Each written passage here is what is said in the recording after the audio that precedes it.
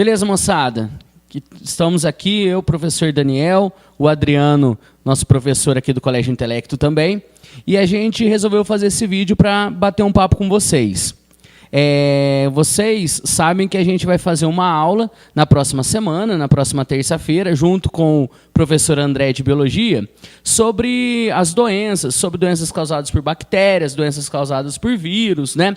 E relacionar isso com a história das doenças, relacionar com vacina, que também é muito importante dentro de saúde pública, que é um assunto que sempre cai no Enem. Mas aí surgiu uma preocupação, né, Adri?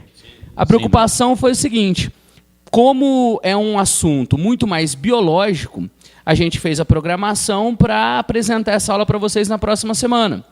Mas esse assunto sobre vacina, ou os mitos sobre a vacinação, o número de pessoas, de crianças que deixaram de ser vacinadas, trouxe uma preocupação para a gente se isso pode aparecer de alguma maneira no primeiro dia do Enem também, relacionado a partir de humanas ou até mesmo na redação. Por isso que a gente está fazendo esse vídeo, para bater um papo sobre essa parte relacionada ao tema de vacinas e agentes biológicos. Beleza? Vamos lá que o vídeo vai ser muito legal. É isso aí. Boa noite, bom dia, boa tarde. Para você que está assistindo a gente em qualquer horário, nossos alunos do Colégio Intelecto, nessa preocupação que o Dani acabou de dizer, este ano de 2018, Dani, houveram várias preocupações e muitas reportagens, artigos de jornais sobre a questão da importância da vacinação, principalmente porque a poliomielite, né, ela voltou a ter alguns surtos, alguns casos no Brasil, né? Então, assim, volta-se aquela preocupação de doenças que já tinham praticamente sido extintas, né, voltarem a aparecer dentro do cenário brasileiro. Assim também como, por exemplo, o ebola na África, né, que durante esse século XX, durante quase 2 vezes ele foi erradicado, depois ele voltou novamente, se massificou, aí tem que ter todo um trabalho de contenção, um dispêndio financeiro muito grande, são bilhões que são gastos para conseguir segurar, conter uma doença como essa. Então, falando um pouquinho sobre a história mesmo da vacinação, nós temos o seguinte: mais ou menos no século XVI, na China, já tiveram algumas tentativas de combate à varíola.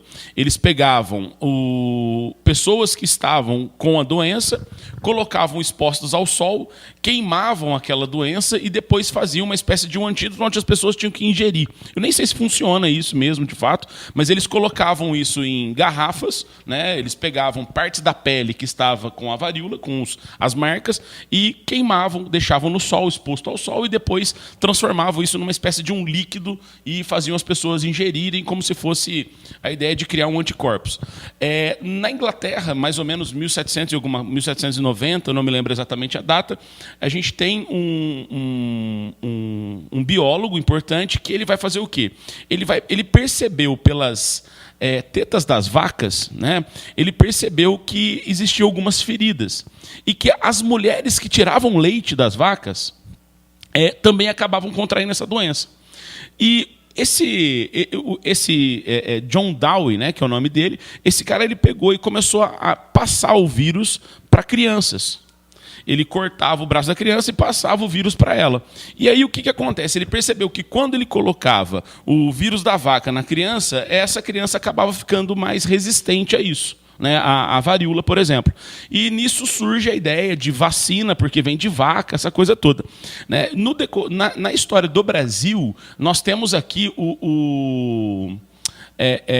1804 é quando traz, pela primeira vez na história do Brasil, a gente tem a vacina da varíola, que foi trazida por um nobre, foi ali na região na região da Estrada Real, onde que nós tivemos o Marquês de Congonhas, se não me engano o nome dele, era o Marquês de Congonhas, que trouxe pela primeira vez para o Brasil. Veja bem, nós tivemos, durante esse século XIX, o século XX, muitas preocupações com relação à vacina, onde muitas pessoas tinham medo de vacinar. No começo do século XX, no Brasil, nós tivemos, inclusive, a revolta da vacina, né, onde houve uma resistência da população, achando que a vacina seria uma forma de controle, de matar a população mais pobre, inclusive, né, onde, se a gente pegar lá na história do Rio de Janeiro, houveram barricadas, a população contra o exército tentando vacinar, né, que foi uma coisa meio, né, naquele período de muito surto. Um outro aspecto também é que no século XX o Brasil começa a se urbanizar.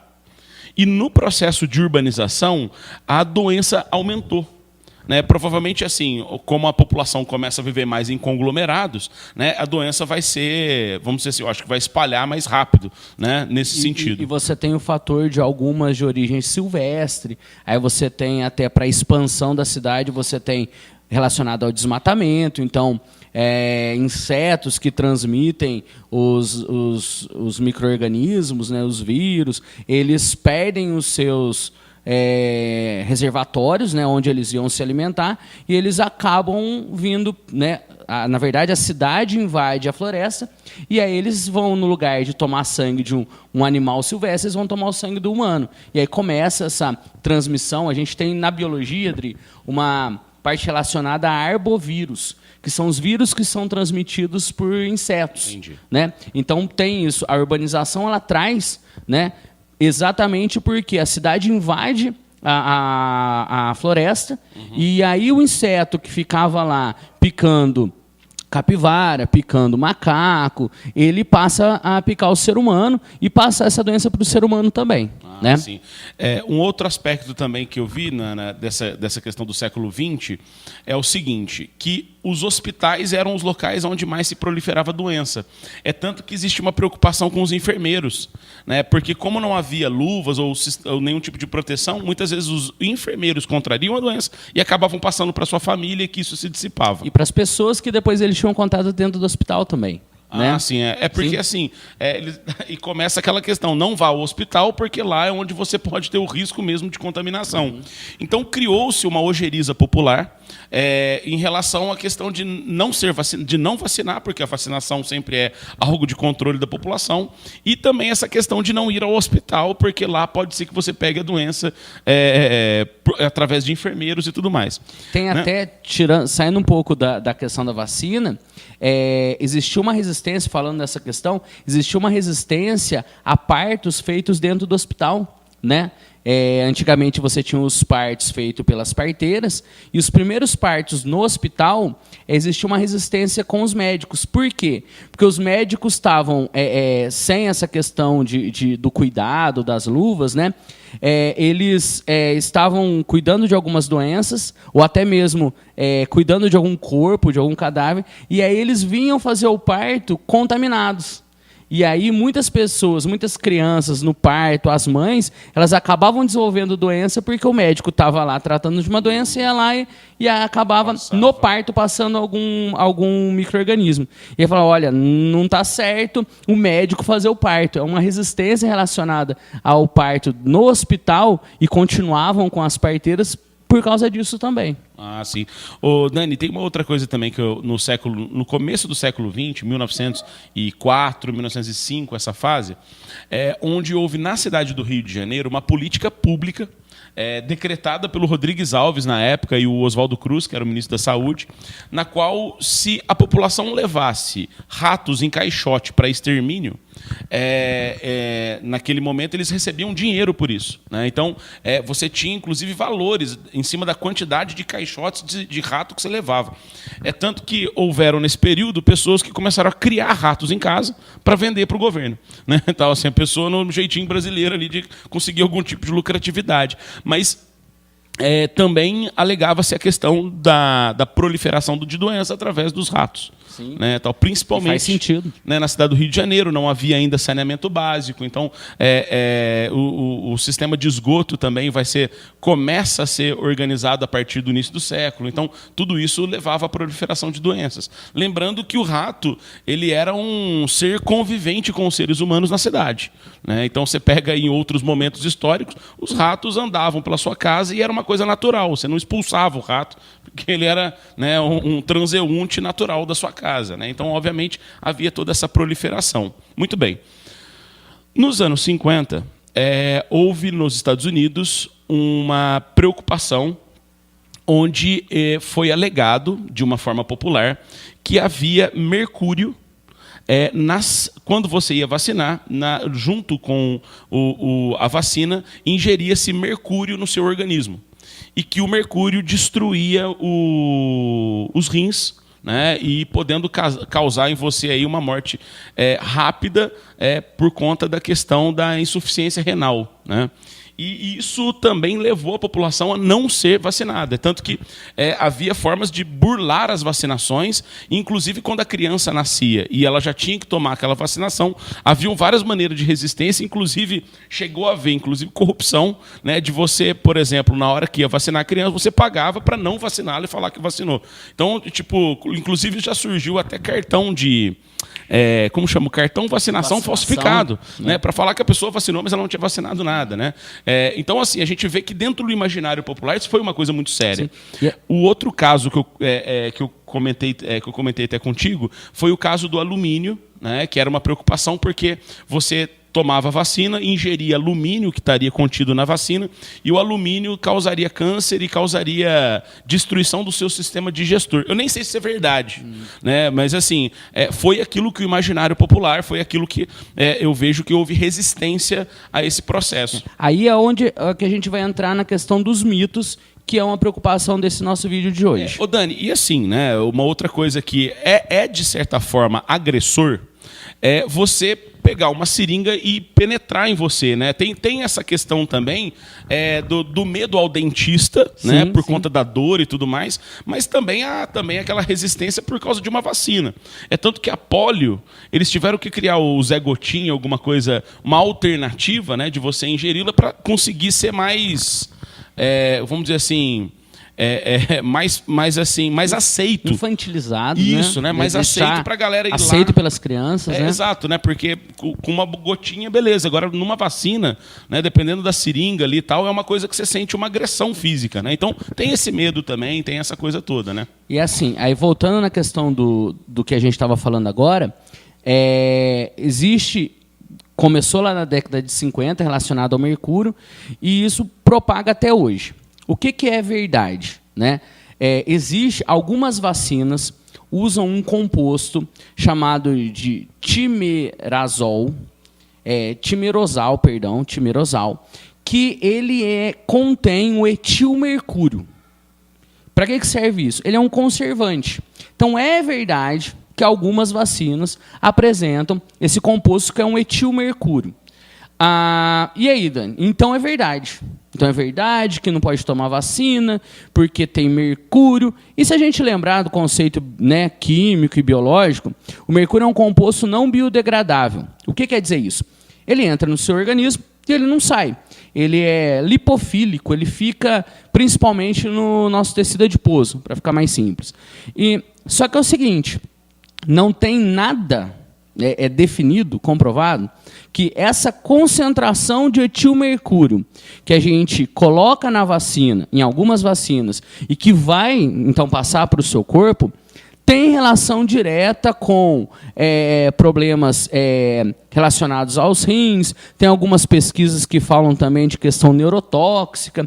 Então, é importante citar o seguinte, se você for pegar a bula de uma vacina, você vai encontrar esse composto, que é um etilmercúrio, em algumas delas. Mas não tem nada definido que isso possa causar realmente algum problema nos seus néfrons, lá no rim, ou alguma coisa no sistema nervoso. Na verdade, né, infelizmente, a gente, por cadeia alimentar, acaba ingerindo mercúrio. Então, muito provavelmente, a gente faz a ingestão de mercúrio em maior quantidade, né, no nosso dia a dia, na nossa alimentação, né, em água, que não está certo, não quer dizer que está certo, comparado com o que vem em uma vacina. Tá? Então, esse é um ponto importante para a gente destacar. Sim. Né? É porque, assim, né, a população, o imaginário popular, que não tem esse conhecimento técnico, conhecimento biológico, né, esse conhecimento na área de saúde, acaba construindo esses demônios aí, né, constrói essas assombrações,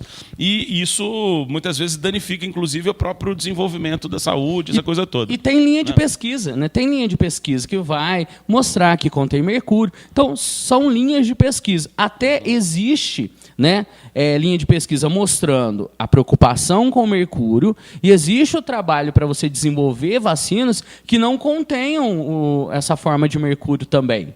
Né? Então, avança a pesquisa também relacionada a isso. Vamos tentar colocar um outro tipo de conservante para não ter nem esse fator que pode levar a população a não vou vacinar então meu filho. Né? Tem um outro quesito também, que é o seguinte. Quando foi fundada a ONU, um dos órgãos criados pela ONU, né, um dos conselhos criados pela ONU, foi a OMS, a Organização Mundial da Saúde. Naquele momento, a Organização Mundial da Saúde começou a elencar algumas doenças que devem ser erradicadas. É tanto que na Agenda 21, que foi criada a partir da ECO 92, dos 8 jeitos de melhorar o mundo, ou de mudar o mundo, seria uma desses 8 jeitos combater a AIDS, a malária e doenças como gripe, sarampos, a própria poliomielite, essa coisa toda. Então, assim, até 2100, é uma expectativa que no mundo inteiro se erradique todas essas doenças. No Brasil, no caso, né, a polio ela tinha desaparecido, é isso, né, Dani? Ela tinha sido erradicada. Tal. E o que acontece? Pelo que eu estava dando uma olhada, foi o seguinte: como as pessoas perceberam que a doença já tinha desaparecido, inclusive o próprio Zé Gotinha desapareceu. Né? Não se colocou mais essa obrigação, né, da prevenção dessa doença. E o que aconteceu? Ela acabou voltando. Né? Então, de tempos em tempos, também esse processo acontece. A doença ela meio que é erradicada, as pessoas perdem a preocupação com ela, o próprio Estado deixa de focar em propagandas de combate a ela, os próprios postos de saúde começam a se preocupar com outras doenças, e essas que já estavam sendo erradicadas acabam voltando exatamente por essa despreocupação, entendeu? Exato. Né? Até mesmo de uma ação pública, né, que é colocada. E aí vem mais um mito, né? Porque assim, olha, não preciso vacinar o meu filho porque a doença foi erradicada. É assim, né? A doença foi erradicada aqui, numa região. Não, quando a gente fala doença foi erradicada, você tem que fazer um estudo muito, muito aprofundado, e para você considerar isso, você tem que determinar assim, olha, não tem casos numa determinada área por um determinado período. Não quer dizer que, sumiu. Esse vírus, não existe mais. Para a gente, se a doença não aparece mais, ela está erradicada. Em outros países, ela pode não estar erradicada. E aí, com o fluxo de pessoas, essa doença volta. Então, um dos fatores para você conseguir erradicar uma doença é continuar a vacinação, é não baixar a guarda, né? Então, isso é muito importante, porque depois, se você não vacina, a doença volta, até você formar isso de novo, restabelecer essa imunidade nas crianças, nas pessoas, isso vai levar um trabalho muito grande. E o contrário disso seria continuar vacinando, continuar, né, com essa campanha só de prevenção, do que você ter que ter 2 pontos. Primeiro, a gente voltar para a campanha de vacinação intensa e cuidar das pessoas que desenvolveram exatamente por não ter vacinado. O outro mito que nós temos, quer dizer, você vai falar se é mito ou não, mas houve... Não, primeiro, antes de falar disso, a indústria farmacêutica, muitas vezes, ela precisa criar vacinas, né, que sejam, obviamente, que há lucratividade em cima delas. E o que acontece? Existem algumas doenças que elas, por serem de calamidade pública, o próprio Estado, ele entrega gratuitamente essas vacinas. Então, já houveram casos de corporações aí de indústrias farmacêuticas que fizeram o quê?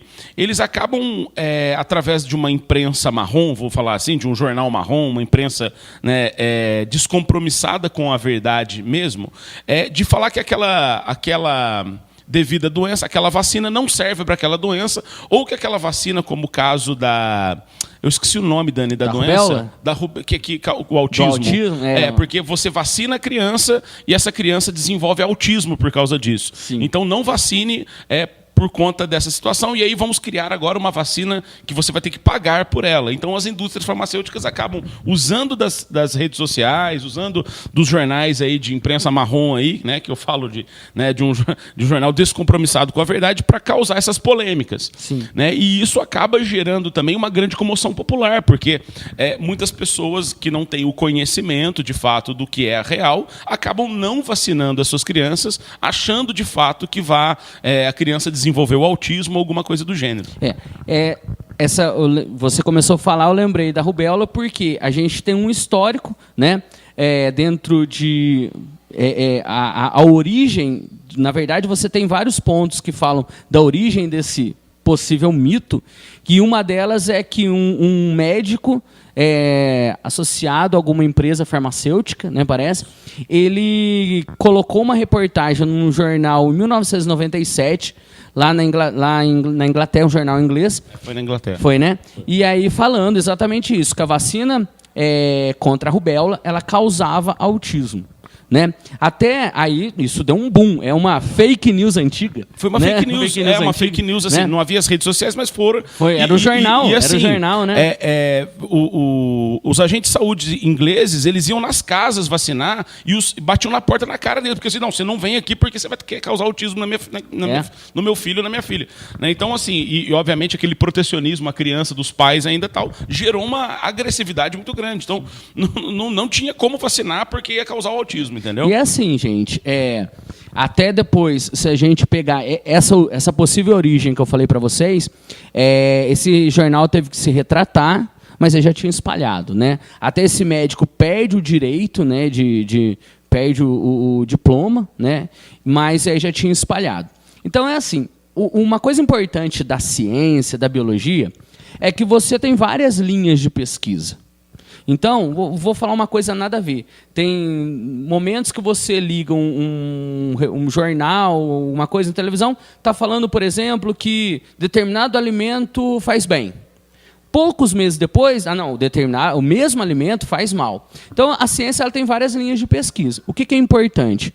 Não existe definida nenhuma ligação real entre a vacina contra a rubéola, né, que é importante, principalmente para as mulheres, porque a rubéola ela é causada por um vírus e ele é um vírus que consegue atravessar via placenta. Então, se a mulher está grávida ou engravida e ela tem rubéola, ela passa isso para o feto, né? E no feto isso causa uma consequência muito séria, até mesmo aborto, né? É possível. Então, não existe definido que a vacina contra a rubéola possa causar autismo. Então fica hoje ainda como um mito também, né? Como só para fechar, como é um mito relacionado à gripe, né? A gripe é uma doença que todo mundo tem, gripe é fácil, gripe passa rápido. O número de mortes por gripe no mundo é altíssimo. Pela gripe ou por consequência da gripe, né? O teu sistema imunológico vai ficar debilitado, isso pode favorecer outras doenças, né? O desenvolvimento de outras doenças. E a gente acha, a gripe eu não preciso vacinar, né? Tem até uma coisa, quando eu vou... O meu avô tem 86 anos.